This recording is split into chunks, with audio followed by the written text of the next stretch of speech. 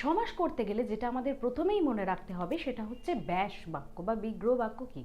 ছোট কথায় যদি বলি যে কোনো একটা শব্দকে যখন আমি খুব বর্ণনা করে বা ব্যাখ্যা করে বলছি সেটাই কিন্তু হয়ে যায় ব্যাস বাক্য। ধরো আমি বললাম পীতম্বর, এই শব্দটাকে যদি আমি ব্যাখ্যা করে বলি তাহলে কি হবে, পীত অম্বর যার। সুতরাং এটা হচ্ছে পীতম্বরের ব্যাস বাক্য। কেমন, এখন বিষয়টাকে একটু আরো ডিপলি বোঝা যাক। যেমন দেখো, পীতম্বর এটাকে যখন আমি ভাঙলাম তাহলে কি হলো, পীতম্বর যার। কিন্তু এই যে ব্যাস বাক্য অর্থাৎ পীতম্বর যার, এটাকে যখন আমি সমাস করে আনলাম পীতম্বর, তখন কি হলো দেখো, এর পূর্বপদ বা পরপদ কারোরই কিন্তু কোনো রকম গুরুত্ব থাকলো না, অর্থাৎ গুরুত্ব লোপ পেল, এবং তার বদলে পীতম্বর বলে একটা নতুন শব্দ কিন্তু এখানে তৈরি হলো। আর এটাকেই বলে বহুব্রীহি সমাস। অর্থাৎ বহুব্রীহি সমাসে কি হয়, পূর্বপদ আর পরপদের কোনো রকম গুরুত্ব থাকে না, বরং একটা নতুন শব্দ তৈরি হয়।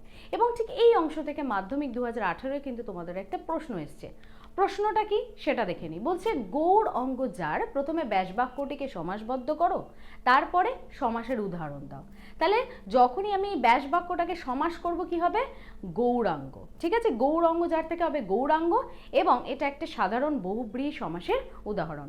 তো সামনেই তোমাদের মাধ্যমিক 2025, তার প্রিপারেশন এবং সাজেশনের জন্য আমাদের চ্যানেলটিকে অবশ্যই সাবস্ক্রাইব করে নিও।